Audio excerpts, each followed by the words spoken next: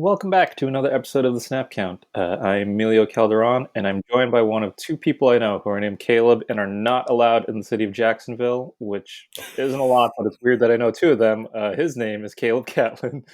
Do you have a favorite city in Florida, Caleb? Um,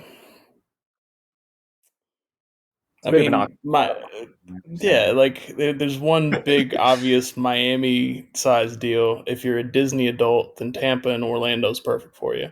And then I'm not allowed in Jacksonville because I was the one who started the Pensacola versus Jacksonville war. Hmm. Oh wow, you're not allowed in either city. That's No, I was no, representing no. Pensacola at the ripe age Oh, at like okay. 8 years old, and I Oh, sparred I that see. war. Okay. Oh, I see. Wow. OG member of the bloodline too. Wow. Yeah, exactly. We learned a lot in 60 seconds right there. We really roll with them Samoans, bro. Well, I guess this episode will be too long if we get into the politics of the recent bloodline rift. But anyway, yeah, we got another good episode today, following up on last week's episode where we graded all 32 teams in the NFL based on their opening 5 weeks.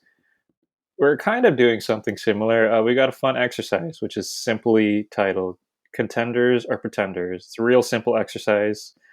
I've compiled 22 teams in the NFL. Uh, they're mostly the teams that are, as of right now, this recording during week six, are going into, or yeah, week six slash week seven of the NFL season. All the teams that are at or above 500, and then just a few teams that are right under that for obvious reasons. We'll get into that they're being included here. Yes, 22 teams, and there are 5 tiers. They are as reads: Super Bowl or bust, Bonafide contenders, dark horses, bubble teams, and the pretenders. But yes, this should be a fun one. This is a fun one too, I think, because this is gonna be my list. So usually I let you take the wheel a little here, but we'll see. I think this will be a fun one. I want to start from the bottom up. Actually, I think that'll Okay. be a fun way to build this one. Okay. So we're gonna start with the D tier, the bottom of the food chain in this exercise, which is the pretenders. Uh, I think this one will be self-explanatory for some of these teams, but yeah. So I have 7 teams in this category. I'm going to start with what I think are the easy ones.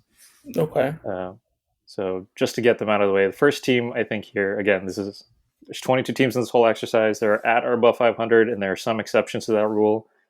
And for the first team in the pretenders category, I'm just going to keep it at home, and I'm going to put the Los Angeles Chargers in here, who are 3-2.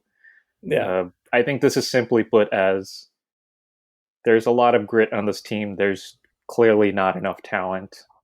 If they did get into the playoffs, it would be a really great achievement, and I wouldn't expect them to do a lot there. That's a fair assumption or a fair assessment, right? Yeah. All right. Well, yeah, that's an easy one. Yeah, I mean, there's really nothing to that. Like, I don't know. There's a couple of these teams where they're above 500, but it's like a ugly 500. It's still early enough that yeah, compared to maybe if we did this in week 10 or 11, it's a lot less clear. But I think that's why it's a good time to do this. Another easy one, I think, that in the same boat and coincidentally in the same category are the Denver Broncos, who, after losing to the Chargers in Week 6, are 3-3. Same thing, a gritty team that is figuring itself out, but also clearly does not have. Well, I guess when I say that too, I shouldn't. I don't mean it to sound so loaded for either the first two teams I mentioned, but more so that they are overachieving, but in a positive way that you can project good things for either some players on this roster or maybe coaching staff going forward. I guess the Broncos are a weird one here because there's talent and there's gaps in this roster, and then I still have there are still reservations about this coaching staff. Really, Hmm. yeah, I know you. It's well documented that you do not love the Denver Broncos as they are constructed right now. Bo Nix. Like, there was a tier below, I'd put them there. I have to get this off my chest just for because I like to be an honest human being, whether or not I'm on camera. But I think I've mentioned this last 2 weeks, just coincidentally. I didn't intend to, but when you talk about looking at IG comments or Twitter, and you think, oh, you the guys think and see things differently, and which is inherently true, but Mhm. you think you have way different brains. And I saw a Yeah, comment that's like, y'all hating too much because Bo Nick's been balling the first 5 weeks, and I'm like, do these people watch football? because we have another 20 teams to get to. I'm not going to allow this to trigger me more than To it true. needs to. That's real. Like, man, I'm looking at this box score and I'm gonna start arguing with people. That's that type of vibe. There's a yeah, that really is. That's shout out to former noted Twitter account HPJ Art for one of the most accurate tweets of all Bro, time, which is I wonder where arguing, he is. I hope he's looking having a at the good box day score and wherever he arguing with is. people who watched the whole game. I, Yeah, I I, do wonder I, where he went. well, he got eviscerated He by got eviscerated on Elite Twitter, yes. Sports. bro got sh- bro got bro got the shadow arts done on him by Elite Sport. Trevor Trout sent that man it to the was the shadow dimension. it was the Twitter version of he was about to buy NBC. It's crazy. Literally, Trevor It's like Trout had to shut that down, bro. Them boys at USC had to take care of that. that went off the rails really really quickly. Just to recap, yeah. So we're in the bottom tier of this Bo exercise. We Nix, got the Chargers and pretender. the Broncos here. There is one more team that I think clearly fits here, but especially with the first two teams I mentioned, that is the Indianapolis Colts. Another team Okay. that has talent littered throughout the roster. That I think is notably better than the Chargers and the Broncos, but I'm not entirely sure where they go. Of course, for the purposes of this exercise, we are talking about this season, but these first three teams are also kind of like projecting forward. Like, I think even being included in this exercise is positive for them because I think they still have non zero chances of making the playoffs. Yeah, the Colts are weird. We've talked about the Richardson Flacco thing. Flacco looked good. He didn't look great. He kind of had an off game, even by his standards, He's this past week. 40. Like, it's He fine. is granted he is nearing social security age, but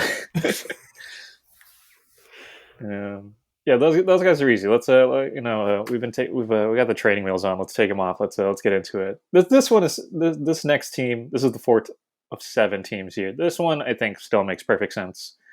The New Orleans Saints, who now sit at 2-4.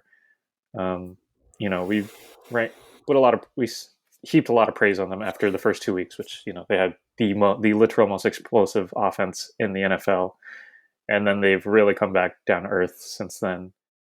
Derek Carr is injured. He's not on IR, I think, but he is technically week to week with an oblique injury, so he's on Yeah. unofficial IR, as it will.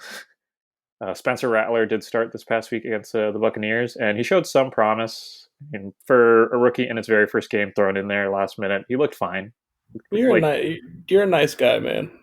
You're a nice guy. Because Spencer Rattler, that's like you remember that HBO show with The Rock called Ballers, where The Rock was ballers like being an agent for different football players. Spencer Rattler's one of them would type be one of players. those. Like that, right? Like that's a pretend NFL player. Wow, you're not an agent of the agenda, no. No, no. Like, no, Again, don't get me wrong. I think that that's literally that's like some shit that like Dwayne Johnson would pull up in the next not movie the type Rock shit. Like, Dwayne Johnson. Yeah, yeah, be yeah, very clear with who we're mentioning here. like The Rock is going up in his next movie, and he's going to be Spencer Rattler next to like Kevin Hart and Jack Black. I did see a very accurate tweet. Someone's we have Patrick Mahomes at home. It's like, yeah, that's kind of what this is. Yeah, like I don't know. I think There's a lot of those. for what it's worth, I'm just trying not to be totally mean. I think Rattler has a very clear ceiling. Like, I don't think he would be like. I don't think he can be great in the NFL, but I think he, at least with his marginal athleticism compared to Derek Carr, at least you have the benefit of like he can actually roll out of the pocket versus Derek Carr's like, I'm gonna stand up and I'm gonna take this sack or I'm airing it out. Which is like, the Derek Carr experience is as you know, it's quite an experience. I mean, this is the nicest way for you to describe people who are going to be playing in the flag football Olympics in 2028. Okay, I'll move on because I don't want to talk about the Saints that much. But come on, it can't be that much Yeah, I worse than mean, like Matt Corral or Desmond Ritter. Like, come on, man, we don't be that we mean. He we deserves to all be in the NFL. Is all I'm saying. That's all I'm saying. Versus it's the two guys fine. I just mentioned, who It's again, fine. that's those two guys are. I actually no, that's not true. The social media, that's funny. The social media really got Desmond Ritter right. Poor Desmond Ritter. But yeah, Matt The, Corral is also another like. I don't really know what you guys are watching with this. yeah, But yeah, that's an XFL. I was gonna say MVP, but I'm pretty sure he's literally in the CFL right now, and he's not very good. yeah. It's not. We haven't reached Josh Rosen status where he's like picking up a degree in like economics and shit. He said, "Fuck all that tackling shit. I'm taking my ass home." That shit's crazy. All right. For the sake of conciseness, there are three more teams here in the pretenders category that I Okay. think are in the same boat, and I'm just going to name them all at once. One of them is two and Okay. three, currently 2-3 as of recording. Again, the Jets have the Monday Night Football game. They are the New York Jets. The other two happen to be in the same division together. They're the Philadelphia Eagles and the Dallas Cowboys at 3-3. Yeah. I think you understand why I put them here. Yeah, Yeah. Definitely. I think yeah. some. I think which arts are still going to allow for the Eagles to be like contenders, loosely speaking. But Loosely speaking, yeah. yeah,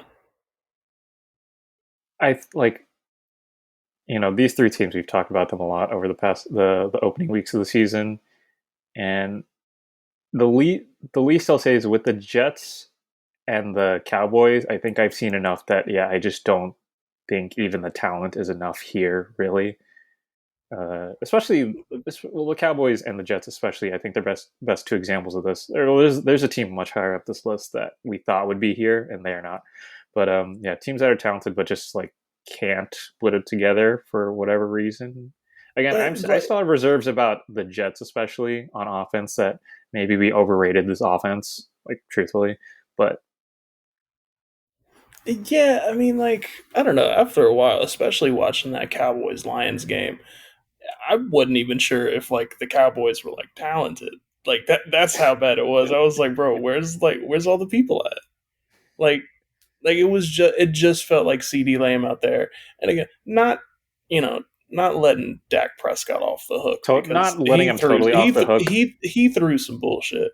But like he was trying to make some shit shake in a way that I kind of find admirable. Trying to stretch like food stamps across a month.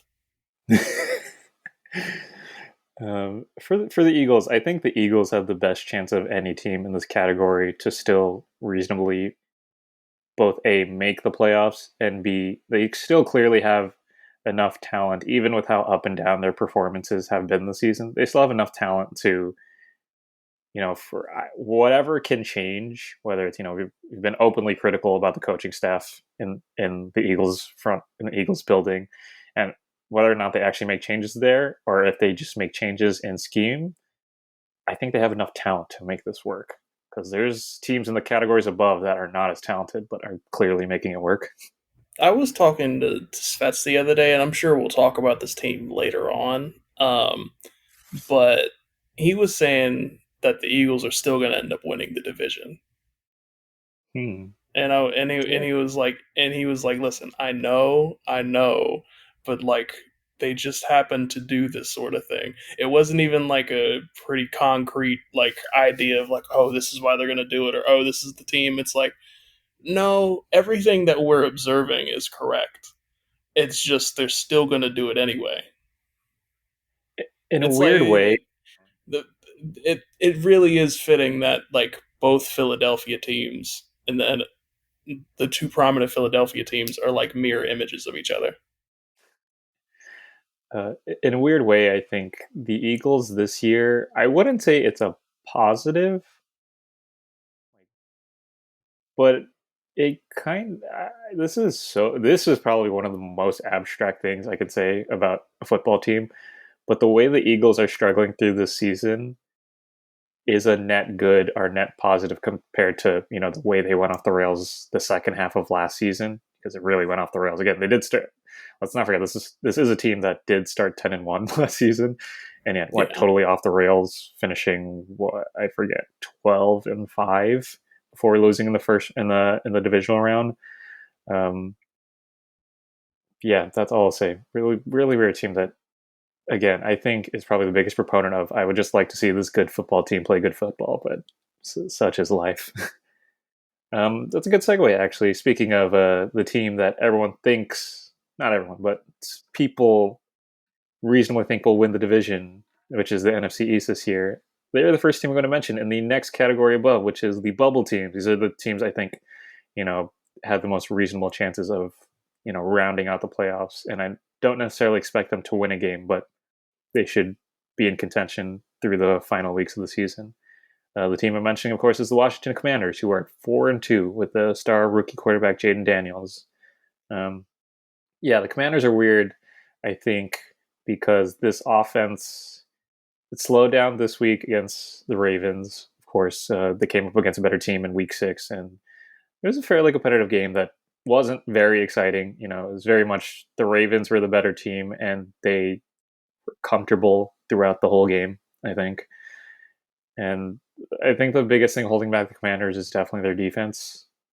And then their defense isn't good enough to mask what I'm still waiting for the other shoe to drop on this other shoe to drop per se on this offense, where there's going to come that game where Jane Daniels is maybe he's going to throw 2 picks, or maybe they're going to get pinned deep in like inside their own 20 to start drives and they can't march down the field. Like, yeah, this team Yeah, isn't built enough. it's probably gonna be like the Steelers. They face the Steelers in the next few weeks or so, and that seems like a game that they're liable to like drop because TJ Watt is like hounding them. And I mean, like, this is where I was having that argument last night where Hmm. he was like, yeah, the Eagles are going to be number one because the Commanders are going to drop a dumb game against, the Titans and Mason Rudolph whenever Will Levis gets benched. And I could not believe my ears. I was like, no way that you think that Mason Rudolph is going to be, the Commanders. But I get it in principle, I guess. They're liable to drop a dumb game, but I don't like.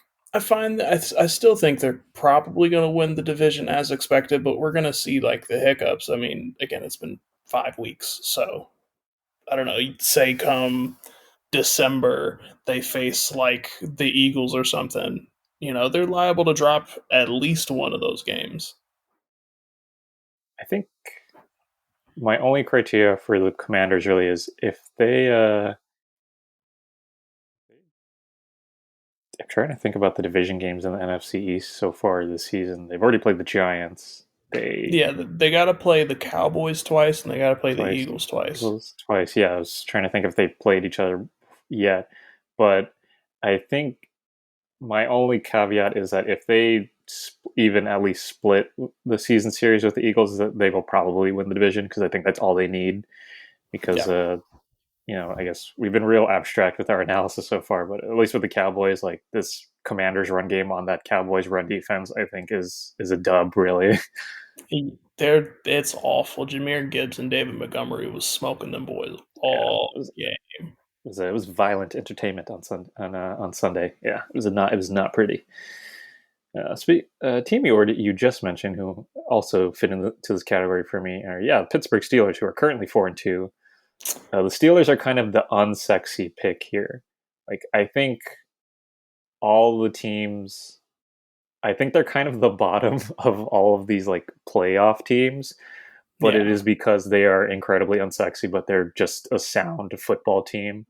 And again, I think I've said this before, but with Justin Fields, his floor is under in this offense is good enough to get them there, and it's just a real gamble of if you can get hot Justin Fields throwing downfield or running into open space when you need him in like big moments, whether that's like later this season or if/when they make the playoffs, then this could be a really exciting team and maybe even a dark horse. but I think as it is, I'm betting more on the floor than the ceiling with them. Is how The I'll put f- it. the floor is really gross, especially on offense. Because like this last game, I looked at everything, and I think he threw for like 25 throws, but it was like a gross 140. I was like, he's playing these Jacoby Brissett ass games. Like he doesn't have George Pickens out there. Like I know it's not great, but like there's Jacoby Brissett literally over there type shit. Like I guess in a weird way, I'm. How should I put this? Not. I guess in a way, this isn't the right way to put it, but I'm somewhat sympathetic to the Steelers in a way that they can play unsexy football in a way that is not a struggle compared to a lot of other teams in the NFL. Like if, like the, just for example, I'm looking at my list. Teams that are above them. Like if you watch the Bears or the Bills or even the Vikings, like if you watch any of their quarterbacks or offenses run an offense where they're throwing the ball 20 to 30 times a game and they're averaging like 5 yards a play, then you would say, yeah, that's like, does that make sense? I know it's very abstract, but like the Steelers are built to kind of play this way, and it really is just the Mike Tomlin calling card of like, yeah, yeah, like if we get 250 yards of offense in the entire game, that's fine because the defense is going to shut it down. yeah, I think they're the most viable to like make a team sweat. Whereas I don't Hmm. know, you're eventually gonna name the Bears, who I think that'll be the only time where I think I disagree a little bit, and they should be in the pretenders category. But it's stuff Mm. like that where it's like, I don't really know, where the Bears fit in this. Like I feel like when you see it come wild card time, you're gonna be like, oh, they're gonna lose that game. Whereas with the Steelers, Hmm. it's like if they face the Ravens, it'll be like, it's gonna be like tight. You wince a little bit when you face the Steelers, which is maybe the highest compliment you can give for a team that trots out 150 yards over the air. All right, we got two more teams in the bubble category. The next one, I've ridden hard for, and I'm putting them here because I still have enough belief that shit can shake well for them, and that is the Seattle Seahawks, who are currently 3-3. Started the season 3-0, and they're currently on a 3-game losing skid. Yeah, I don't know, man. I think the Seahawks, I think, are this season's most. You really have to watch the games to understand this team because if you just look at the box score, you're going to see an average team. Hmm. But yeah, even this past week on Thursday night, which they gave the 49ers a pretty decent go for their money, especially given how poor the offensive line was in that game. It was very much, I think it was arguably the poorest performance by an offensive line this season so far. It's definitely up there. um, yeah, the Seahawks, I think if this, I'm just going to, I feel like I'm going to say some variation of this every week, but if this line can just get a little bit more healthy, I think the defense I think the offense is as simple as the line just needs to get healthy, and then the defense. I think there are bigger concerns because this defense is really weird with the amount of talent they have and the gaps they have too. Um, So just on an offensive line tip, you keep throwing out this caveat of like if the offensive line can hold it together. And my thing is like they don't trade offensive linemen in the league, man. You got to wait till draft time to try and build that lineup again. You what they you're not do, seeing the Jaguars literally did this last year, and it worked for them, but what the mostly in a capacity.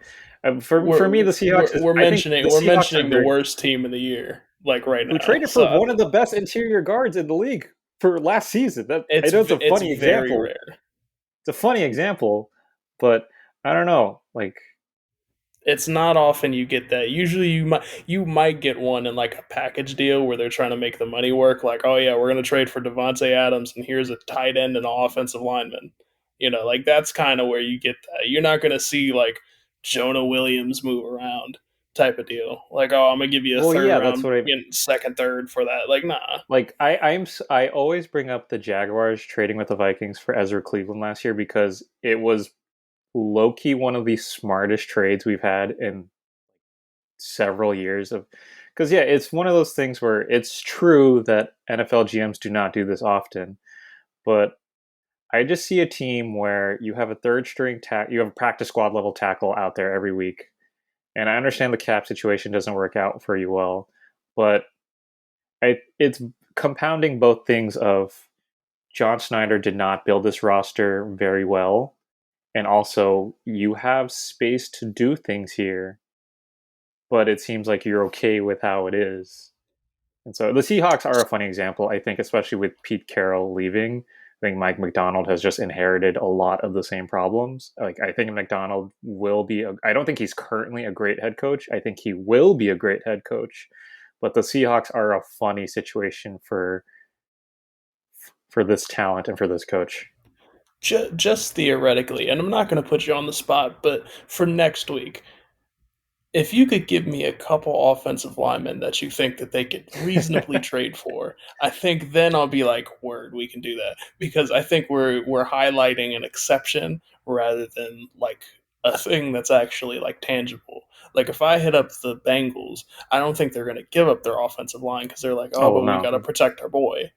You know, like that's the idea here. Like unless you're trading for like second string guys on a good offensive line type of deal, you're not going to find like, you're not going to, pad out this offensive line and help Geno Smith survive another year. It's going to be like this for the entirety of the year. It's going to be really weird. They're still going to have arguably the best wide receiver trio outside of the Texans, probably. Oh, You know, yeah. like or like the Bears, but like I don't know, they're weird. I'd forecasted them being weird. I just didn't expect them to start off hot like that. I mean, strength of schedule played out into how the Seahawks season has gone so far. I think the last thing I'll say about them is they're the opposite of the Steelers in that they are trying, even to their own detriment, to just play to their peak. Mm-hmm. Versus the Steelers again, and Mike Tomlin's culture is we're gonna play the football however you want to give it to us. You want to dare us to bomb it, we're gonna bomb it. You want to dare us to get these checkdowns, we're gonna do it. And the Seahawks are very much we would like to set up Geno Smith throwing in the intermediate and deep areas of the field, even Mm-hmm. though their offensive line clearly cannot hold up for it.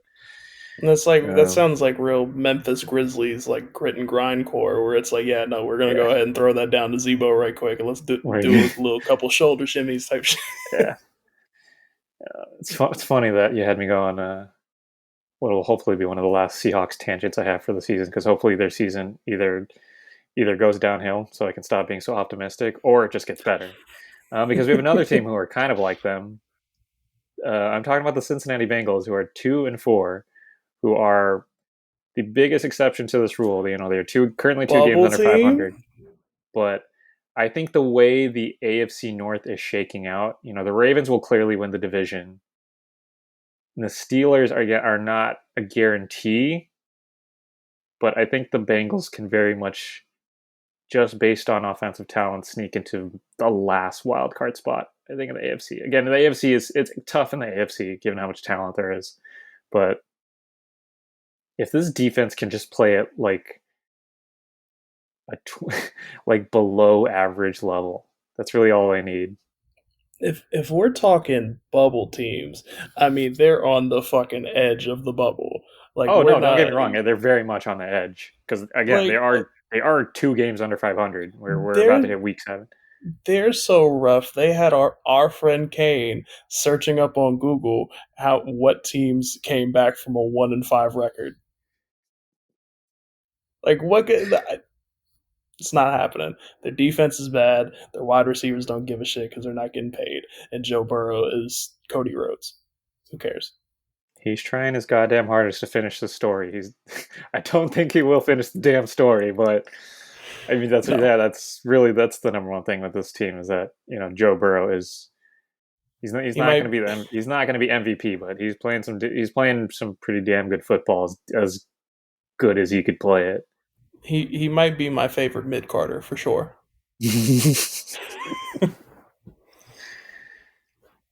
All right. Yeah, those are the only 4 teams I had for bubble teams. This will make these next categories will be funny. Oh, Just for okay. full posterity. So if you don't remember, the next category is going to be dark horses. The first team I am going to mention is a team you don't want me to put here. It's going to be the Chicago Bears at four and What the two, fuck? which What? is is Okay. very obviously, because of how fantastic this defense is. I didn't Yeah. write down the numbers Okay. for them, but I think this is one of the best defenses in the NFL. Like this Okay. Yeah. secondary has really played up to. I think this secondary has played past expectations. Jalen Johnson and Tyreek Stevenson are probably one of the best cornerback duos in the league.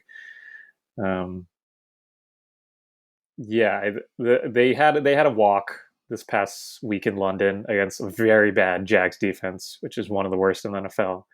But I think I texted you this exact thing with Caleb Williams. I've been very critical of how their offense is shaken out. Like, I don't think it's any one person's fault. Like, I think Shane Waldron could be better with his play sequencing specifically. Caleb hasn't been perfect. Rookie quarterback again, and then they've had Yeah. injuries to the receiver core. Keenan Allen looked really great in this Jags game. He had 2 touchdowns. DeAndre Swift had a finally, emphasis on finally, had a really great game because the Bears' run blocking at least was very good in this game. Yeah, this offense, I think it was nice to see them playing well. That's all I have to say. I don't project that they'll be very good when it comes to crunch time, but this defense is gonna get them there. So it's the Jaguars, right? Like if you Yeah, it's the can't Jaguars. like if your offense can't look good against the Jaguars defense, then I can't help you. Like if DeAndre Swift didn't average 5 yards a carry on the Jaguars defense, I can't help him. So before we came to the structure this week, I did write because the Bears Jaguars was the game that I was watching, and Mhm. just in bold letters, I made sure to emphasize that the Jaguars suck. Like, yeah, they made Trevor Lawrence like sure, some of the stuff for the Jaguars, like yeah, the receivers dropped a couple balls from Trevor Lawrence. Sometimes the defense was just great, but also the Jaguars just kind of sucked. Like Trevor Lawrence was throwing missiles above their heads. It was fucking awful. So again, if you're not of course you're gonna look great. It's the fucking Jaguars. That's why it's I know we like to be fun. I just want every to other point out. game's I been want to point ugly as out. I want to hell. point out something. We get a lot of joke stuff on this pod because obviously, but we're talking about the same team. Like the Bears just absolutely smashed, and they really did smash. Like they looked really great. Smash a team where the Texans really oddly struggled against this defense, and then they had a big fourth Hmm. quarter that grabbed them win. And granted, it was a tough divisional game. They've had a lot of tough divisional games the past 2 years, or especially including last year and Shroud's rookie year. But that's all. I'm just saying the Bears looked good, and so it at least gives me the comfort of knowing when this Bears offense is operating, not necessarily at 100, like when this Bears offense looks good, it is actually good. Because I think the first 5 games of the season, we thought, wow, we really overrated this Bears offense. Like aside from the offensive line problems, I think it was starting to get to a point of, kind of similar to my personal sentiment with the Jets is this team as good as we thought they were?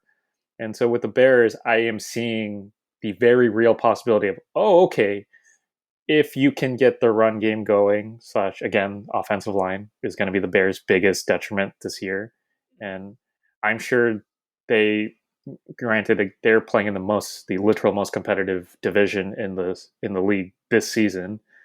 But when I see that defense, and again, when I saw this past week against the Jags, I see a really good Bears team. And if you put them in, I'm not going to go through the exercises of putting them in every division, but I'd bet money if you put them in, I don't know, maybe half the divisions in the league, they're probably like not clear, but like they're probably division like contending leaders, something in that category. I mean, if you put them in the NFC East, yeah, probably. But Yeah. the thing is, I I ranked the Bears higher at the beginning of the season because I saw everything that they had, and in a vacuum, they've always been that. I've never once been oh the Bears looked a little shoddy, but they have the stuff for it. That was always what I emphasized. It was really just oh, am I facing the right team? But if the right team is the Jaguars, and every other game your offense looks rough. It's like, how can I reasonably put you as a dark horse? No, don't get me. I think they, of any team in any category, even more so than when I mentioned the Eagles in the pretenders category, I think the Bears are probably the most susceptible to move up or down, really, based on how the rest of the season shakes out for them. But in a way, I just I really respect this defense, which is continues to play up to and past expectations. And again, like this offense is just like, yeah, it gave me good confirmation. Was the all. the Browns were doing this last year with Joe Flacco and the crew. And Yeah, if exactly. okay, if Caleb Williams can reach like Joe Flacco level of like average instead of this weird like tug and pull thing with their offense, then sure I'll be able to agree with you. But I don't know. A 4-2 team where your rookie quarterback is already yelling at the offensive coordinator, being like, "Hey, like, what the fuck is up with this offense?" I think it begs a little questions, for me not to put them in the pretenders category. Also, to be fair, he wasn't the only one yelling at Shane Waldron. There was like five of them, supposedly. Uh, Supposedly. yeah, yeah, Suppose, supposedly. it's funny to imagine like five guys just like, we don't like this, Shane. And he goes, "You're right. It's no, what's that? What's like one of my favorite social media gifs? The Drake and Lil Yachty at the computer. That, oh yeah, throw the ball downfield." Yeah, I mean, I think it was like Cole Komet and like DeAndre Swift. And funny enough, the people who are getting involved in this offense, DeAndre Swift and Cole Komet. And that again, I don't And know if Keenan you Allen, suppose. noticed, but We're getting into like rumor I territory, which I don't like to get into, but I don't know if you noticed. I got Roma Dunze out there. I got DJ Moore out there. Like, why am I running so many goddamn draws? and two more teams in the dark horse category. I'll put these. I'll mention the two that are in the same division. They're the Atlanta Falcons and the Tampa Bay Buccaneers, who are both sitting at 4-2. A category, a division that I thought for sure the Buccaneers would run, but the Falcons have shown a lot more spark than I thought they would. Because yeah, I was been really skeptical of this team, but I think when you say dark horse, you really, really, really mean dark horse. Because yeah, I'm I emphasizing like the ceiling with these teams, really. yeah, because I'm thinking dark horse, and I'm like, okay, they might sneak into like a divisional game type of thing. You mean dark horse is like, they might fuck around and surprise somebody. Like, I No, yeah, the like the these. degrees is a little different. Like these sound like bubble teams to me. Well, I think these teams have a reasonable chance of winning a playoff game versus the bubble teams. I don't expect the bubble teams to even win a playoff game. They could make the wild card, but Interesting, because I would put the like just reasonably, I would put like the Colts above a team like the Buccaneers or the Falcons. oh, that's You know, disgusting, man. You really even, love the even Colts. I'm just gonna say it out loud. You really love the Colts, which I get because they're a scrappy team, they're but they're good at like they're like rock solid and good at like everything except for when they put that CTE demon out there throwing 70-yard bombs. I think the Colts are to you what the Seahawks are to me because I don't think the Colts are bad, but I think they're very much like that is their level. And I think they very Yeah. clearly have to upgrade at a lot of like they have to upgrade uh, at every facet of the game, I think, because even the look, ceiling, I don't really believe in their ceiling either, for what like it's worth. in NBA terms, this is like the best 6 seed in the Eastern Conference. Like that's how I feel about the Colts, where it's like, yeah, they're gonna make the Celtics sweat, that type of thing.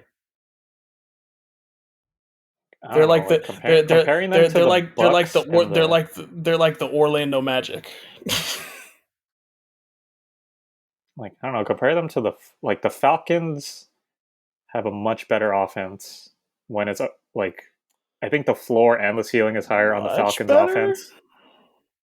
I think so. Yeah. I think if any, it's like marginal comparison. At their worst, I think the Colts are like obviously the Falcons get them, but like on their most bang average days, I think they're about the same tier. I don't know. And I'm still not a huge fan of this Falcons team.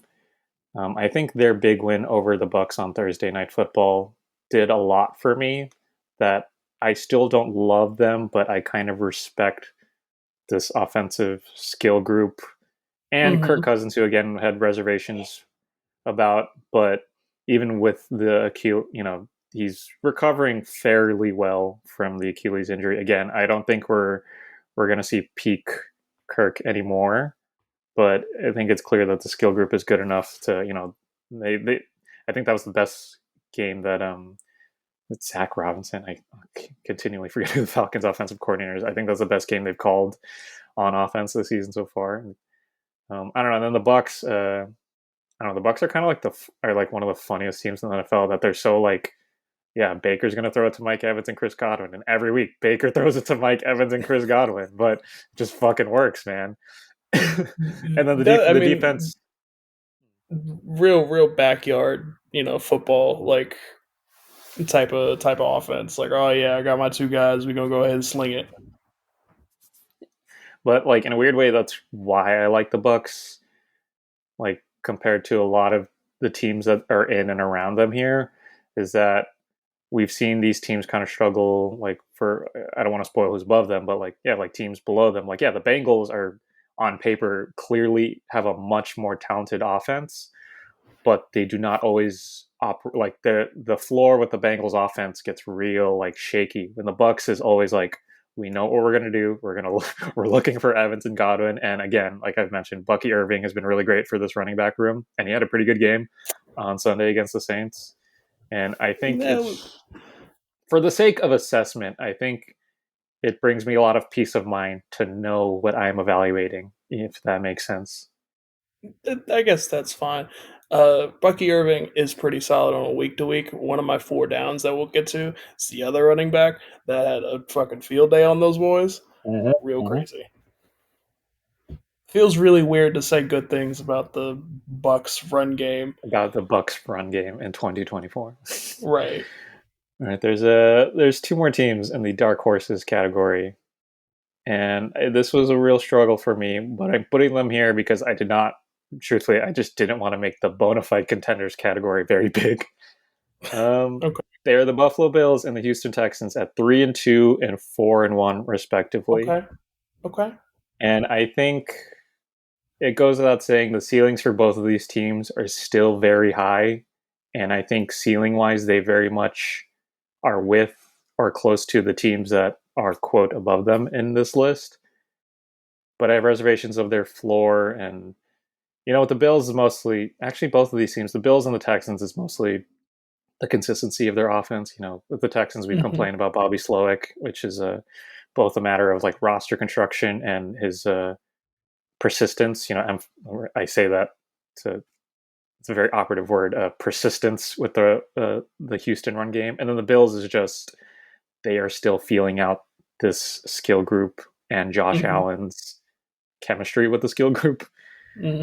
But yeah, both of these teams, great defenses. I mean, Texans, fantastic, one of the top five defenses in the league. Bills, weird defense, great secondary though. Their secondary has been really great. Christian Benford's probably been one of the best five secondary players in the league this season. Yeah, it doesn't feel nice Yeah. putting them here, but for how the season is shaking out, I think it feels right. No, it's definitely right. The Texans is the one that I like struggled the most with when thinking about this in an exercise because I was like, their best stuff puts them in like Super Bowl contention. Their And then worst stuff, the worst stuff is them their struggling worst with the stuff is like Jaguars. right or like them, getting scrappy with like theoretically, if the Jets were to like they faced a team like the Jets or some or team Yeah, comparable on that sort of level, it's like damn, like why the like fuck do they struggle against a good defense like that? Like no, this that's a good should example. be Like because the Texans are the kind of team I think as much as if not more than the other teams in this category, where if they come up against a team they should be like the Jets or even the Colts. Divisional games have been really like competitive the past 2-3 years. But teams like that where if they don't score in their opening drive, and then maybe the other team scores in the opening drive, and then maybe the Texans don't score in their next drive, and then you think, oh, here we go, we're getting into their second quarter, and they're down 10, and it's like, what does the rest of the game look like? and that really They've puts like the way they operate out of whack. Like they're so susceptible, I think, to game state, they've which had is real annoying given their bad. talent. Yeah, like their offense is great, but they're like they always flounder against like truly great defenses, and that's what always makes me skeptical to put them like against the elite teams. You know, if that's how you perform against the Vikings or the Bears, what are you gonna do when like the real elite contenders really hunker down and pull out all their bags of tricks? Like, what do you have to counter that? For what it's worth, again, they were playing against a fairly flat Patriots team in Week 6. Stephon Diggs had a good game, so I think the Texans is just. I would like to see this entire offense be better, Mm-hmm. including Bobby Slowick in his play calling. I don't know what it looks like, but we can cross our fingers and hope for a better future because it very much feels like they're not reaching their full potential yet.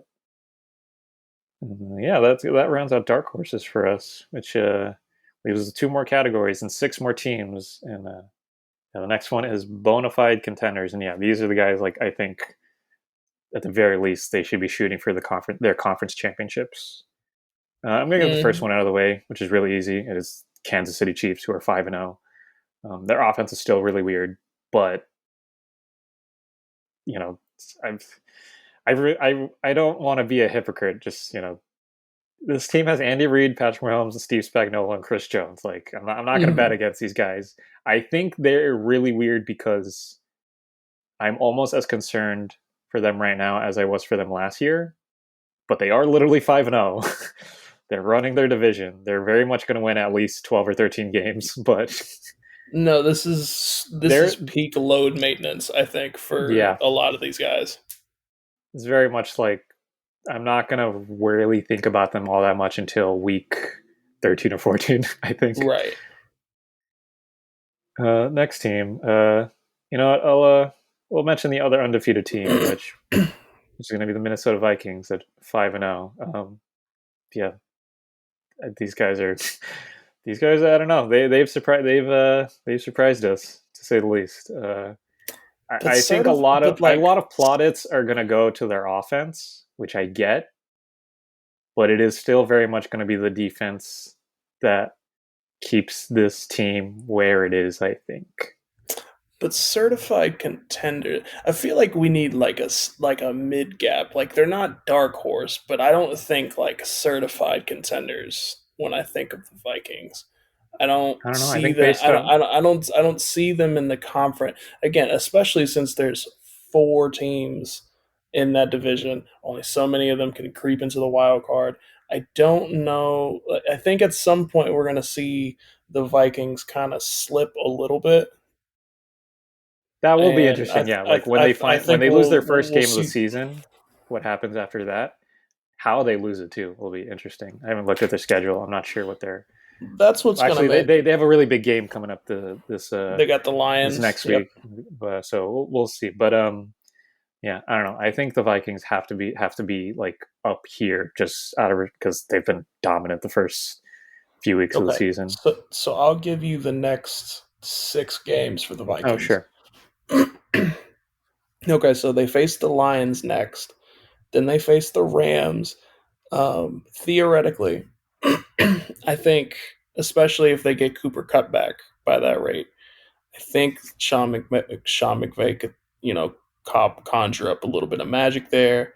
Gonna have a tough game against the Colts. That's a wash against the Jaguars, then wash against the Titans, and then they go back in a divisional game in Chicago against the Bears. so basically, I think if they come out of that stretch four wins and two losses, then they will very much still be in the spot where I have them right now. Is basically Yeah, what I have. but I do think there is potential for them to drop because again they face the Lions and then they end up in a Thursday night game, so it's a real short layover before they head into the Yeah. Rams in Los Angeles. So it'll certainly be interesting, and then they face always a pretty rock steady defense in the Colts. I think as the lowest they can go is they go like 2-3, or like 3-3. 3-3, But yeah.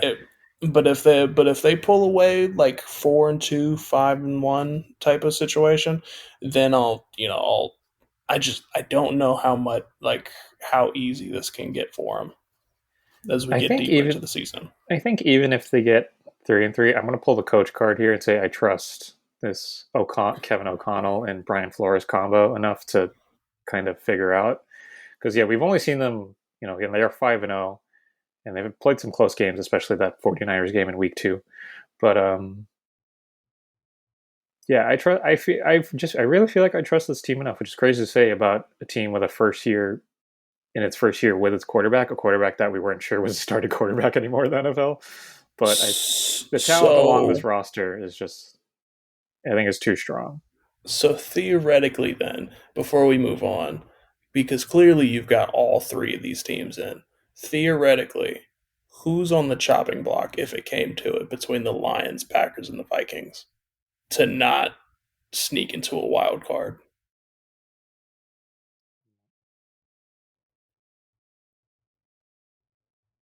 Yeah, no, it's weird with the in the AFC. Yeah, I don't know. It really depends on how the season series split, huh? Right. I And because, like, we already mentioned, like, I don't know if the Bears are a dark horse. Like, we can't have all four of these teams in here, teams in, unfortunately. yeah. If it I was mean, just a bracket, truthfully, I was just ranking the teams based on talent and performance. I did not necessarily seed these teams, as you've noticed, probably. okay, because that's Um, kind of where I was like basing it on. Because I think the result still sees one of the Vikings or like the Lions kind of peter off at some point. Especially when we get to the Lions, we'll have to talk about what happened on their defense. hmm. Yeah, with the, I mean, I guess we can mention them here. Yeah, with the Packers, they're all. I also put them in this category. Uh, Jordan Love has, since he's gotten back healthy, has looked a lot better every week. Or yeah, in the 2 weeks he's gotten healthier. Yeah, I think we can reasonably project that he will. Uh, there was a lot of reservation from, I don't know, rude, I guess, more casual NFL watchers about the big contract he got, given the limited sample size. But I think we can reasonably project that you understand why the Packers gave him so much goddamn money based on the performances we've seen the last 2 weeks. but yeah, I Uh, anointed them as the best team in the league just because I know tangibly what they oh, are and as high as they oh, can you go. see, I know, like, they can go as high as the conference championship, or they can head into I think they can go as high, and worst case, like, they're really banging it out in a divisional game, like, by like a field goal type of thing. They're mhm, the most tangible to me, as in junction to like the Vikings or the Lions, where I could see them drop a stupid game against like the Buccaneers. The Packers, I've always been able to see them as like they're going to face the Texans here, I think, next week, and that's mhm. going to be like a game that tells me a lot because they can withstand dynamic offenses and even the toughest defenses, and that says a lot to me that I know what that is. Whereas we have a lot of question marks on pretty much every other team.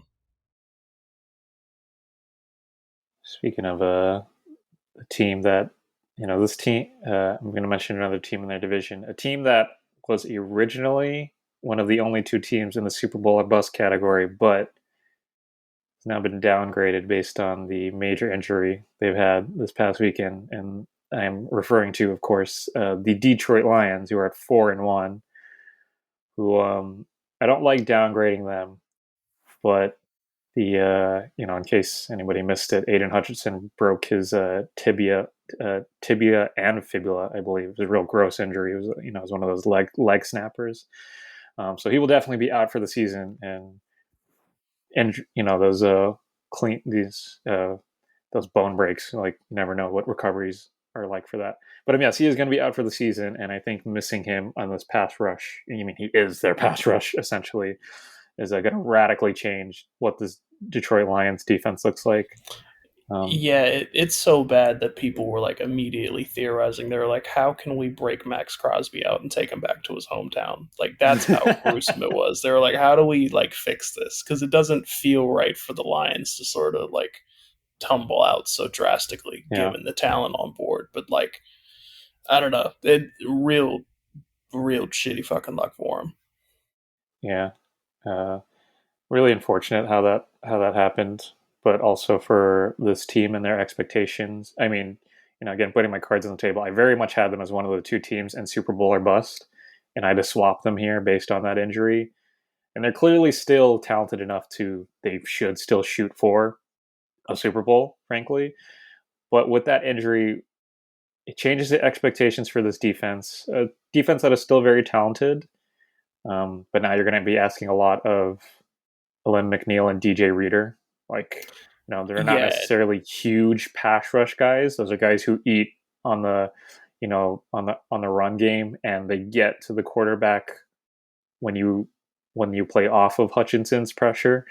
But you will yeah, all, I think the expectations for this team change also in that the offense kind of builds off of the defensive intensity, and now this feels somewhat abstract, but this is how I feel about this team post Hutchinson injury. I would like to see this team now take control of the game by scoring more, really. And the offense has been a okay. lot better the past 3 weeks of the season versus the first 3 weeks of the season, Mm-hmm. which they were really slow out of the gate. Like Jared Goff did not look great, even outside of Mm-hmm. that Tampa Bay loss. Like he didn't look very good. Um, yeah, I don't know. Well, Yeah, I think most notably, and obviously you can mention the stuff with DJ Reader, and you can mention that box and how they have to, alter that. But I think more than anything is that because you don't have such a heavy presence in the rush game, I think it puts a lot of pressure on the secondary that is still mhm, slow, like proving itself. Where they got Carlton Davis and Brian Branch and um, Terry and Arnold. mhm, It's going to put a lot of pressure on them. Where sometimes, like if that defensive line doesn't really breach them the way that Aiden Hutchinson always would, then it's going to be like, all right, a great QB like a Joe Burrow or a Patrick Mahomes, he's going to feel mhm, a lot more comfortable if he ends up having to face them. A Brock Purdy, even if they face the 49ers again mhm. in the playoffs, it's going to get real awkward when you don't have that hefty pass rush. Yeah, this I think the sec. I'm glad you brought them up. I think the secondary is definitely going to be like I did just mention. I would personally like this offense to be what drives this team forward because I think they can be more aggressive per se. But they've relied a lot on their run game, which is one of the best in the league because they can just take control of games and literally control the rhythm and tempo of games with the run. But I think the secondary is ultimately what will decide how the Lions season shakes out. Tyrion Arnold has been good, but he's been one of those guys who has gotten into penalty trouble a lot because he's very Yeah, handsy. He's a press guy. Even yeah, off the line, he's playing those hand fights with the receivers. Whether or not even putting aside yeah, whether or not all of those are earned or deserved or not, like that is just something that will happen. And so when they yeah, play elite teams, especially in the playoffs, like what's going to happen when he comes up against WR1, a yeah, like when he comes up against, well, not just he's going to do this in the regular season, but in the playoffs when you have to show up against, I don't know, when I think of the NFC, you're thinking of when you have to show up against Ayuk or Jefferson or Dobbs, or and then even if you like projecting even the AFC teams, like you won't know until the Super Bowl, like projecting against Zay Flowers or Nico Collins or hmm yeah, guys like that. Like really don't know.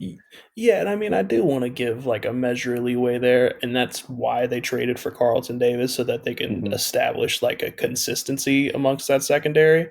Where you got that veteran, he can teach guys like Brian Branch, who's only on year two, and Terry and Arnold, who's still a rookie. They're Hmm. liable. Like I think in the Cowboys game, Brian Branch had a really, really, really dumb penalty that got the Cowboys. They almost got a touchdown off of that drive, but he was He doing also had like a yeah, he was doing like a really stupid like holding call, and I was like, listen, like it's little stuff like that that guys like Carlton Davis end up having to tighten them up. And I mean, again, it's year one, year two. I think I don't want to give them like too much of a like leeway, especially Hmm. since we still expect them to be contenders. But Yeah. that's the things that you gotta tighten up with a hefty pass rush.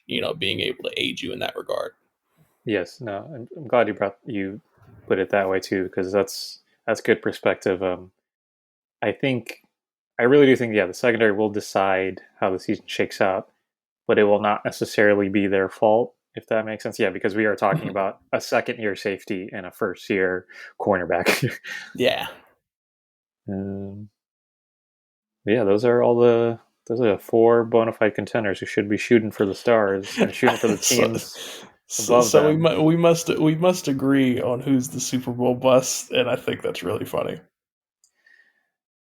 Super Bowl, we got two teams in the S tier, the cream of the crop, Super Bowl or bust. They are the Baltimore Ravens at 4-2, and believe it or not, the San Francisco 49ers at 3-3. Yeah. I want to start with the Ravens because I think they're pretty easy. We've had reservations about their offense. They Mhm. they they had the numbers. They weren't passing the eye test. Past 2 weeks, they've been passing the eye test. I Yeah. have to give credit to Rashad Bateman. He's actually been really great this season. I'm Hmm. not gonna lie. Like Zay Flowers, I still have reservations about being like a WR1. I think Zay Flowers is Hmm. very much a very good and even great receiver, but I think he's more of a complementary receiver than the driving receiver. Hmm. But Bateman has been really great. Isaiah Likely continues to be one of the best receiving tight ends in the league, and even this past week, they played against a still young Commanders secondary, but Mark Andrews got back in there with a touchdown. But all jokes aside, in general, this Lamar Jackson is and this skill group, they've both looked better the past 2 weeks, and Derrick Henry has just been like I, insane this he entire he was season. So he was always the most like he was the biggest question mark. I'm looking for a better word than that, but he was like of the always like the he was the of big any deciding any new factor. player on a seat on any team and like the Yeah, because ripple effect it would have. Yeah, no, yeah, I get that. if he showed his age, then it would have been disastrous for the Ravens. But because he Hmm. keeps he's being able to run over these insane defenses. It really speaks a lot because that's why we were skeptical. They didn't really activate that card. They were like, is he ready to like trample over the Cowboys? And he was like, yeah, no, I'll fuck them up. And then for what it's worth, before I don't the Ravens defense is still a huge concern for me, Yes, but that they that's they why they that's kind of why they're in the bus territory. It's the reason why they lost to the Chiefs last year. It's like but they wildly questionable decisions, and now they don't have Mike McDonald to tighten those things up. they held up against the everyone's favorite rookie QB for this week. But yeah, the other team, the San Francisco 49ers, who, there is a world where they lose on Thursday night and they're 2-4, and that feels very different from this 3-3. But honestly, I was ready to say even at 2-4, the Niners were, the way I think the Bengals are 2-4, but still have non-zero, like way more, but non-zero playoff chances. Even at Hmm. 2-4, I think especially with the Niners have a little bit of luck on their side, given how the Cardinals. And granted, they lost to the Cardinals, but the Cardinals I don't think will compile like a strong. I don't think they'll have a winning record this year. The Rams with their injuries, so they do have luck on their side there. But again, we mentioned it after that Cardinals loss. Like, they had a top 10. They currently still have a top 10 offense, a top 10 defense. And it's just like, Jesus Christ, man, you shouldn't be 2-3. And yeah. I mean, I said this when we previewed the season, and I'm saying it now. If they don't make the Super Bowl and they don't win, this is a failed season. Like this is what you built for. Mhm. And if you don't get it now, you got to start looking at shit. And you're like, I mean, like, what do we change about the? Because I don't think it's the coach's fault. I Mhm. definitely don't think it's Brock Purdy's fault, especially watching him this No, year. no, no. I don't even think it's the receiving group, though they are spending money there that they may not have to. What um, like what's the key issue? And like, where do they need to deliberate their money? How do they tighten up the defense? Do they need to trade big guys that they paid a lot of money to, like a Christian McCaffrey, because you see that Jordan Mason slots in like fucking nothing? Do you trade Ayuk because you see that Juwan Jennings takes over his spot when Ayuk is cold? It's tough decisions like that that if they don't capitalize on it this year, they're going to have to ask very, very tough questions and see where they need to deliberate the money. I'm I'm I'm glad we're aligned because frankly, this is a very political tier they're in. But I think they are, based on what we've seen so far, the two best teams in the NFL, both by floor and ceiling. But they are also here because they really Be- are in Super Bowl. because Because yeah, there's worlds where they make the Super Bowl and maybe they lose and they keep it rolling, or maybe they lose in the Super Bowl, or maybe they lose in an but earlier like round, and then that is they're just so funny because John Harbaugh on the Ravens and Kyle Shanahan on the 49ers are two of the institutions of the NFL right now. mhm. And it kind of feels like this could be the year where that one of those situations changes, maybe, if we don't get this Super Bowl. Yeah, and I think the difference, at least with the Ravens, like we're seeing different iterations of what that team looks like. Mm-hmm. They'll see an issue and they'll be like, all right, we're gonna draft Zay Flowers.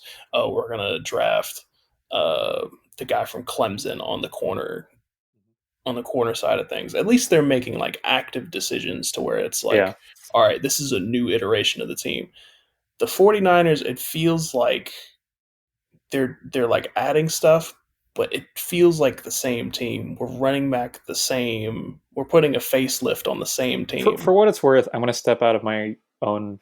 I'm going to turn off the podcast voice for a second and say it probably won't. Like, most likely, even if these teams don't win a Super Bowl, it probably won't happen. But I very sincerely feel in my heart of hearts that that it's a non-zero chance, really. Like, I feel like it could happen because you think of Yeah, the biggest, or not biggest, but the most consistent institution in the NFL, which is Mike Tomlin and the Steelers. But in a weird way, they're also a bad example because that's just how the Steelers operate. The Steelers well, have had how many head yeah, coaches in their history? Literally, like what, like nine in their and entire history. yeah, and I think this is where we get a little abstract. I think there's a difference between the core values of what the Steelers do, because like they've completely uprooted that team a gang of times within the last like 5 years or so, trying to figure out like what's the identity of the offense, what are we going to do on defense. They add these different pieces and it makes Mhm. them look fresher, whereas with the 49ers, they've it doesn't seem like they have like a core like identity. It's really just like, we're a good defense, we're a good offense, let's shoot for it. I don't think I think it's just a difference in like culture and value at that rate. And now they're rolling with the expenses that they can't really afford to pay anymore. And now they're like, well, shit, like where do we redistribute this money? Mhm. I guess I hadn't considered the other another possibility, which is, you know, I don't know how the owners of the Niners and the Ravens feel. Do they feel like Shanahan or Harbaugh have earned the right to rebuild these teams either?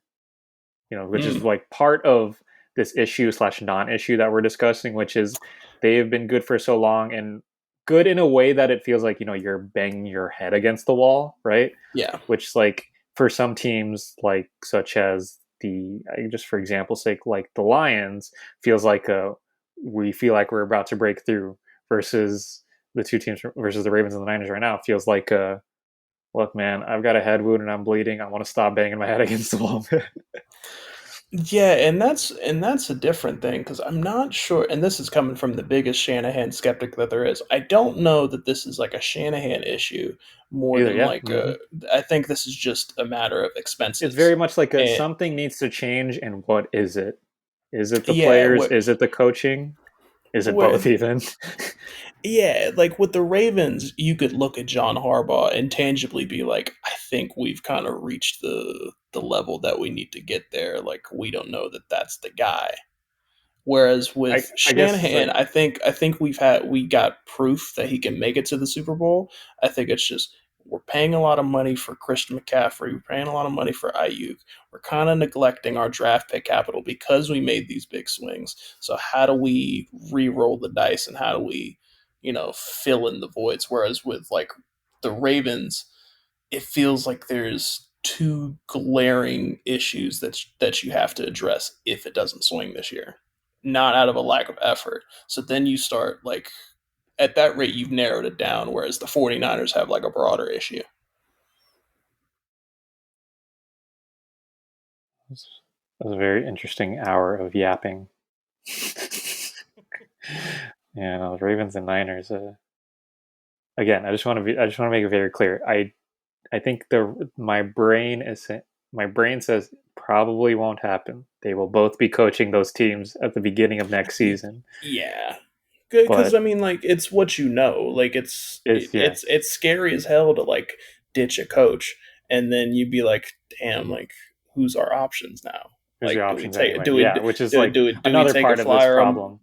do we take a flyer on Ben Johnson? Like, that Yeah, it's questions like that where at least with a guy like Shanahan, a guy like Harbaugh, even what you're getting, it's and very what you're much getting is still contention. It's just not like breaking ceilings. like how we talk about players slash rosters having floors and ceilings. I guess it's so valuable, not just in football but in general, to know a coach installs a floor like that. All right, yeah, that exercise is fun. It was a lot messier than I thought it'd be, but I'm glad it turned out that way because that was kind of fun. Yeah, we actually do have to. We're actually going to talk about one game from this past week, week 6, but focusing specifically on a big first start for somebody in the NFL, and that somebody is New England Patriots quarterback Drake Maye, third overall pick from this year's draft, who was starting his first game, and God, they picked an awful game for him to start. Let me tell you, yeah, they came up against the Houston. It was a home game, but it was against the Houston Texans. Spoiler alert: they did not win this game. They lost 41-21. The Texans jumped out to a 14-0 start in the first quarter, so Patriots played from behind the whole rest of the game. But Drake Maye, how did you feel about his performance? So I did not get to lock in with this game, so this is purely just off of me looking at the paper, right? And I feel like the paper is so it gives so much to the imagination that I feel like I know how the game played out anyway. Where all right, so five attempts, 38 yards rushing, okay, Yes, but 20 for 33, okay, yes, 243 yards, okay, 12 yards average, great, three touchdowns, 8 even better, touchdowns, two 2 interceptions, picks. four sacks, like and then I look down and like, all right, so who is catching these footballs? And I'm like, who the fuck Everybody was catching is these this? footballs, man. I legit looked at. I was like, who the fuck is Demario Douglas? And um, that's when I was like, oh, I forgot. This is what Jacoby Brissett was doing for the last X amount of weeks. So yeah, I yeah, mean, there's certainly something there, and he was certainly trying. So if nothing else, he's allowing guys like Demario Douglas to get a good tryout for future NFL for future routes. NFL. I did actually go back. I watched every. I didn't watch the entire game, but I rewatched every drop back for Drake May, and my conclusion was it was a very professional first start against a top defense. Like very professional in the way that he wasn't just relying on his talent and slinging it. He did sling it, like he looked great, really, but it was very professional, which made me feel very positive about him. The first completion of the game comes like later, like on their second drive. Like they go 3 and out on their first drive, but on the next drive, his first completion of the game to Kendrick Bourne is supposed to be I think they go 12 personnel, and both tight ends are lined up heavy, strong on the right side. and they line up like are actually I don't remember the formation, but it was 12 personnel, and they go on a weak side play action to the left side, and Mario Edwards off the snap is in the backfield, and May's just like, oh shit, and so he like doesn't even like he barely sells the play action, and he immediately starts rolling to his right, and then he does find Kendrick Bourne super easy in the flat. But I just thought that was so funny that his very first completion on his second attempt, Mario, so there's somebody else in the backfield. I'm like, Jesus Christ, man! Which I is just want very to know. the great image for this New England Patriots offense of I 2024. I Really, I want to know who made the boss call where they were like, "Can we at least wait one more week before we do this?" Like, I don't know. You could have. before we get into the game, yeah, just Let me put it like this: Drake May could have had his debut in London, and he could have smoked the Jaguars. So, I mean, just a thought.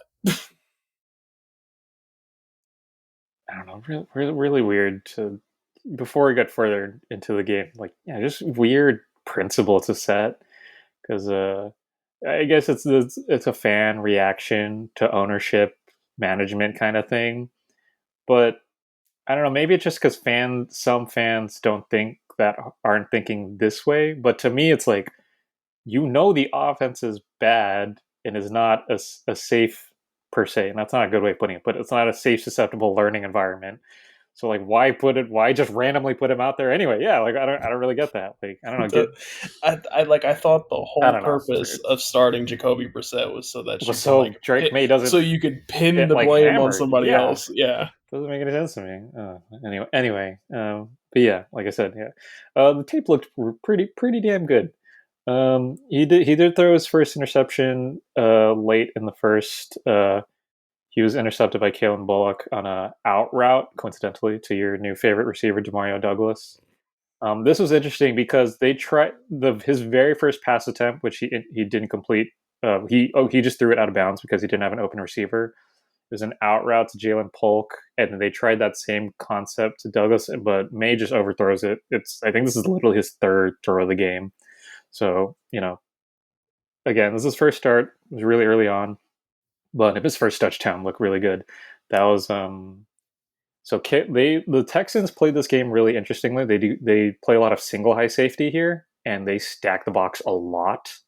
Like whether it was simulated pressure or not, they did blitz a lot.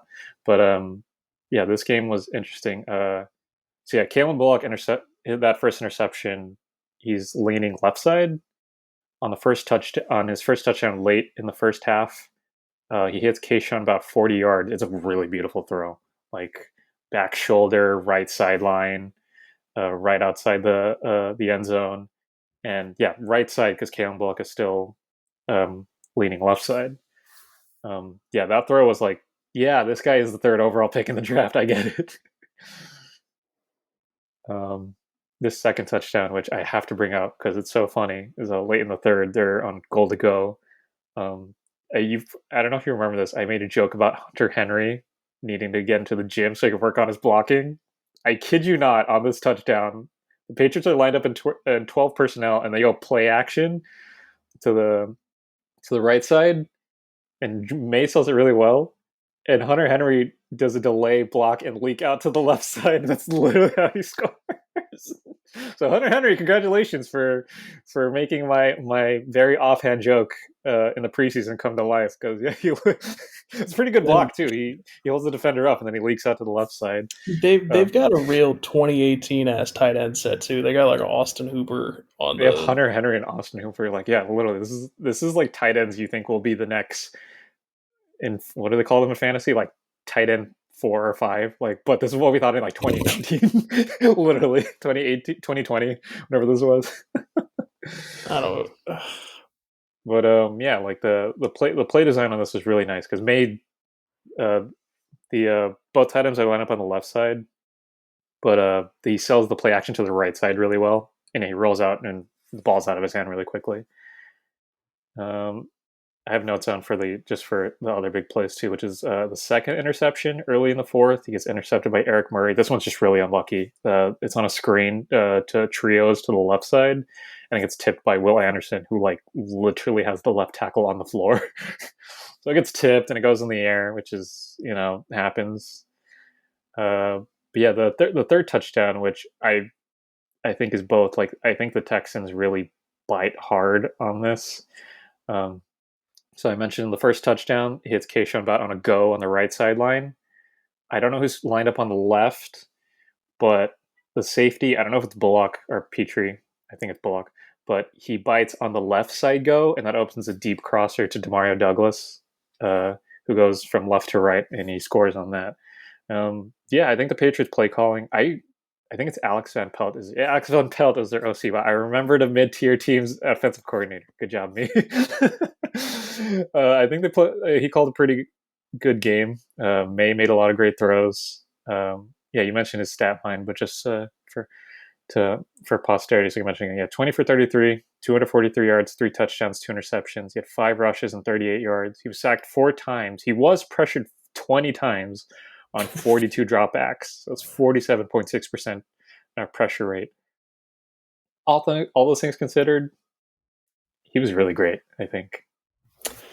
Like, this was as good. This was, I think, one of the best debuts I've seen by a rookie quarterback, all things considered. Talent of this Especially, team, which is not a lot, and then the talent of the defense he was facing. Like, this was a yeah, lot. It's a lot to ask the of him. the expectations could have seen him get like real Will Levisy real bad if the defense hounded him that way. It's crazy. Uh, I wrote for one of these lines. I just say like, "I see it." Literally, that's what I wrote. I see it. It's like with Caleb Williams so far this season, you can see the talent that comes with the high draft stock, and I saw that in 2 weeks. Like, yeah, weird offensive situation for the Bears, but yeah, like I think the same applies for Drake Maye here. Like, yeah, he was great. I think he played with a lot of poise, played with anticipation. He looked good when they were in rhythm in the offense, which was not a lot, frankly, because yeah, this Texans pass rush was getting home a lot. But yeah, the pocket presence. That I guess that's the number one thing from this game too. Given how much he was pressured, the pocket presence was really good. Like, I think he did not, in fact, get what I guess we can start coining as Will Levisy. Right, because that man will walk away with like 70 yards on a game, and I'm like, bro, like how little did you get the ball out of your hand? but when you look at young quarterbacks like Will Levis or another guy who was drafted really high this year in Bo Nix, guys who will panic when they feel the pocket is collapsing. Not necessarily it is, but they feel it. Whether if it's a guy losing on one side or bailing on clean pockets because of that. Like, I feel like I didn't write them down, but I feel like I rarely saw May do that. I think he did it once or twice, like very early on in the game. There's a run where I think both tackles lose the edge. So he just goes upfield. I think that's like his first scramble for 11 yards. But yeah, I don't know. He looked like a professional ass NFL quarterback, man. And I think he will be very good when this Patriots offense can figure its shit out / spend money or draft guys next offseason. All right. That brings us to the end of an episode where we're actually making really good on time. Aren't you proud of us, Caleb? Yeah, well, I was trying to be productive because I know the Dodgers are playing right now. Yeah, yeah. There's that too. It's a funny time. But yes, that brings us to the end of the episode, which means we've got 4 downs in the 2 minute morning. We're gonna start with 4 downs. Who's your first pick for this week, Caleb? I doubled down in the same game. I did lie. I did watch one game because I saw the score and I was like, "What the fuck did the Buccaneers do?"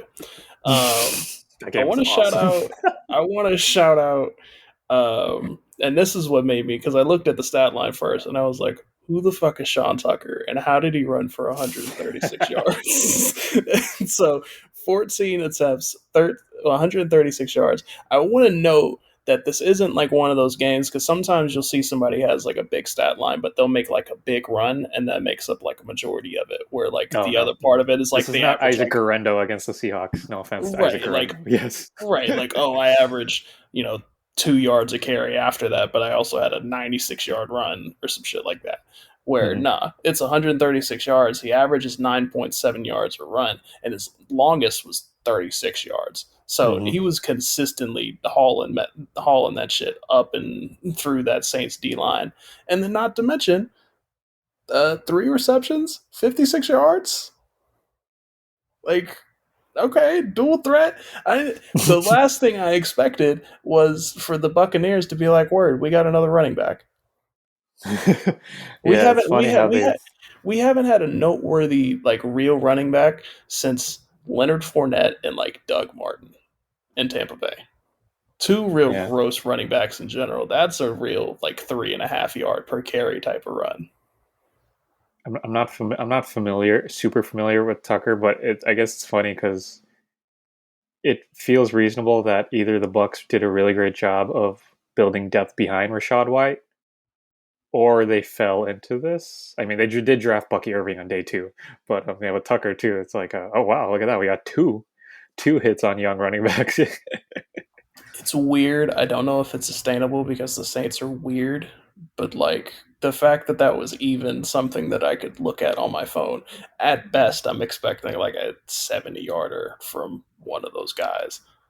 But like 136, we damn near doubling the shit. Like, all right, the Buccaneers, you got it. Imagine you don't got to do something other than throw to Chris Godwin and Mike Evans. Like Yes. that makes them much more interesting. And I'll get my Yeah. last down real quick because I didn't pay too much attention there. But Chris Godwin, 13 targets, 11 receptions, Oh, he was 125 awesome in this yards. game. Yeah, he That took boy. that game over. Hmm. I think he has like officially stepped in as the WR1 in that dynamic between him and Mike Evans.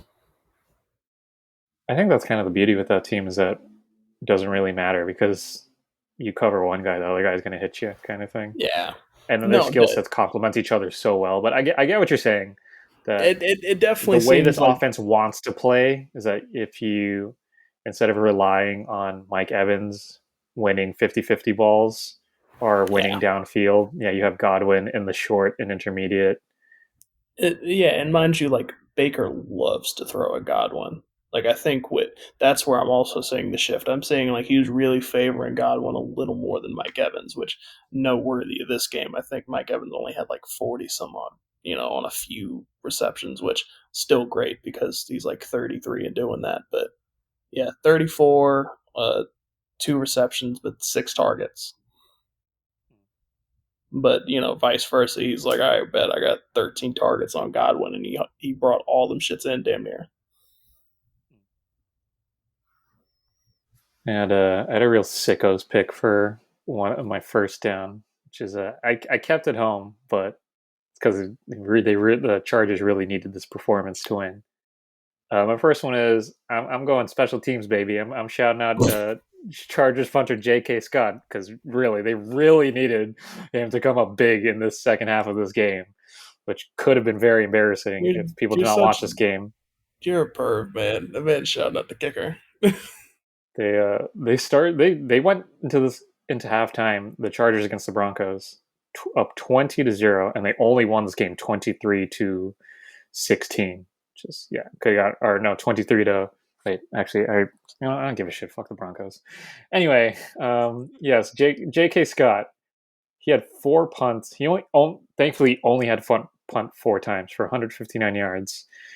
That's all. It was a short average, 39.8 yards per punt, but I could not get the airtime stats for this because I guess this is not readily available. There's not a lot of sickos trying to Google airtime stats on punts, but he also had three of those four punts land inside the 20, and I'll give credit to the Bo Nix and the Broncos offense. They did score on one of those drives where they had to start, I think, at their 5 yard line. This is early in the fourth quarter, but yeah, without Scott coming up big with the field positioning, I think this game ends a lot uglier than it does, and it already ended very ugly. So shout out to J.K. Scott, thank you God. My second shout out is a lot less ugly, depending on how you feel about them. Shout out a kick returner on the Raiders or some shit. Go for it. Jalen Hurts, he had a very good game. The Eagles are still very strange. I don't love this entire team. Like I really want to love this team, but I just cannot in good faith. But yeah, he came up. He didn't have an amazing game, but he came up with a game in a time where they really needed to win. I It have a really it's good cert- stat from next. it certainly helps that they got AJ Brown and Devontae Smith back. especially because Saquon couldn't rush on them for shit. Yeah, yeah. For context, yeah, both AJ Brown and Devonta Smith were back for this game, and obviously Jalen Hurts looked a lot better. Smith had a really explosive game. I think he had like I don't remember. He had 100+ yards. I remember that for sure. But had a So really good. it was AJ Brown. I pulled up the stats here real quick. AJ Brown, he got 116 yards, 19 yards average per catch, 6 receptions, 9 targets, touchdown, big long one for 40. Devontae Smith was like more quieter. He got 3 receptions, but he hauled in a 45 yarder. So But yeah, I had a good stat from Next Gen. Jalen Hurts was blitzed on a season high 53.6% of his dropbacks against the Browns. He completed 6 of 12 passes against the blitz for 105 yards, and both of his touchdowns came against the blitz. And the only sack Hurts took all game was when the Browns blitzed 7. But for what it's worth, he was also effective against 4 fewer pass rushers. He went 10 for 13 for 159 yards. His final stat line was 16 for 25, 264 yards, and 2 touchdowns. I know you're very skeptical with Hurts, and I he's think it, the ceiling. What I'll say about Hurts is the ceiling isn't what it was. The perception of him wasn't what it was when they went to the Super Bowl. And I think the pendulum swung too far the other way of he's not even a playoff level quarterback, which I just thought was way too harsh. And when I watch games like this, it's come on, this is a good quarterback, guys. Like let's fucking relax. This is a good quarterback. Like it come it on. help it helps that he has 2 of the top 10 wide receivers in the league. Two of the top Um, 10. Wow. Big on Devonta Smith. yeah, that boy nice. He is he Maybe is it he is a may, very prime that boy nice. if nothing else, he's like that 11, 12, 13. But I'm just like kind of floating off the top of my head. I haven't done any receiver rankings this year. But yeah, like he's got Like I hear you, but I think the NFL right now is very much quarterbacks still have to find the guys. You know what I mean? And we've yeah, but seen from the bad quarterbacks in this league is they cannot even find the guys. I want to note I made a joke last night, just like to add to the fact that the Eagles got a good line. I think a lot of people thrive on these offensive lines, where like some people, it's hard to tell where like a college offensive line might do better than some of these like professional guys. Would the Seattle Seahawks be the best in their Benefit from division having if they had like the Boise State offensive line? Because that Boise State offensive line is so nice that Ashton Jeanty is like running for like 200 yards on these dudes. to be fair, I don't think there's a lot of great defensive line play in the Mountain West for what it's worth. Well, that's also fair, but like it's pretty gnarly. All right. Yeah, like you mentioned, I'm gonna go watch the Dodgers after this, but we still got one more. We got the 2 minute warning. I'm gonna throw you off a little here. I'm just gonna name the 3 big games of the week because we know what the hell they are. I'm gonna ask you, who do you think is gonna win these games? Okay. First, we got the Detroit Lions at the Minnesota Vikings. Who you got? I'm gonna go with the Vikings. I'm gonna go with the Vikings. I'm gonna go with Honestly, the Vikings. Mhm. I was gonna go with the Lions, but the Hutchinson thing really puts a lot of stuff. And this is their first game like fresh without him, and I think that's gonna put them in a real awkward position against the Vikings. And obviously, Who have a you great got that. line to remember. Yeah. Mhm. Yeah, and I mean, and again, that on the inverse of that, Vikings defense is gonna make Jared Goff sweat a lot. So I. Mhm. I could see it being close, and I could see it going either way. But the fact that Minnesota is at home, I'm gonna go with the Vikings. Next up, we got the Houston Texans at the Green Bay Packers. This is a hard one. This is a hard one. But I think I know who I want I'm, here. I'm gonna roll with the Packers. Yeah, yeah. I'm gonna I think I'm gonna, honestly, I yeah, I'm think gonna I'm go gonna with roll the with them. Packers. I'm gonna roll with the Packers. It's gonna be I close, think but this I will be a think good game. That I that think just the that Packers are a first better team. that first quarter is gonna tell me a lot. Yeah, like You like we know, mentioned with them is yeah, if the Packers take the lead and the Texans don't score immediately, or vice versa. Well, but I think I trust the Packers team a lot more. how Yeah, how Stroud reacts to the Packers pass rush. That's gonna like decide the game for me, I think, because that Packers defense is legit. And if he doesn't make the most out of Bobby Slowick's play calls, then like it's gonna be a real long game. Good battle. And that one's going to be CJ Stroud against Xavier McKinney. Ooh, that's going to be That's good. good. And then the last And then one is this one is a pretty damn big one in the scheme of the entire season. We got we got the rematch. Got the Kansas City Chiefs away to the San Francisco 49ers. God, the vibes of I this one are think insane in good and bad ways. the Chiefs finally dropped this one. Right? And I feel like I think they like let their guard down a little bit. Not because they like look at the 49ers as less, but because they're like we don't have to win this game. I feel like if Yeah. they drop this game, it puts them kind of in the same level that they are, but the 49ers really have a lot to prove by winning this game. Being like, listen, I know we dropped a couple funky games, but like we're still, we just came off the Super Bowl with these guys. We're able to beat them. I think it helps a lot if they come away with a strong. You mentioned the three obvious ones on the games. There are a number of like really great nerdy type games. I would.